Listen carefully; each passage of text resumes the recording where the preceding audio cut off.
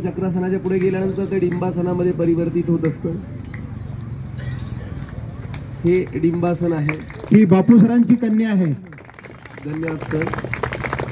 त्या सर्वच शिक्षकाकडे आल्यानंतर सर्वच त्या आपल्या कन्यासारख्याच असतात, त्या पद्धतीने त्यांना सांभाळावं लागतं. वृश्चिकासन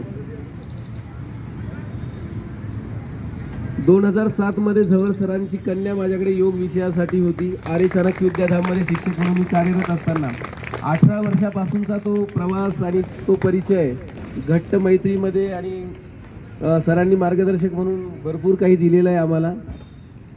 त्यानंतर पुढे आहे पूर्ण चक्रबंधासन.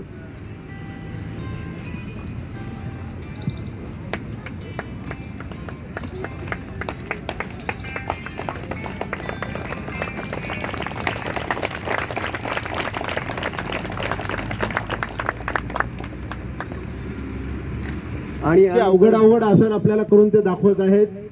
म्हणजे आपण याचा विचार देखील करू शकत नाही घरी गेल्यावर करायचा. बाल किल्ल्यासन तर जोरदार कमीत कमी टाळ्या तरी त्यांना व्हायलाच पाहिजे.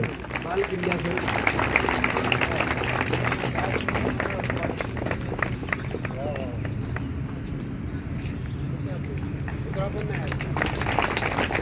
आसनं म्हणजे स्थिती.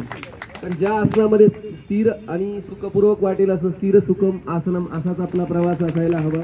घाई गर्दीत आणि कोणीतरी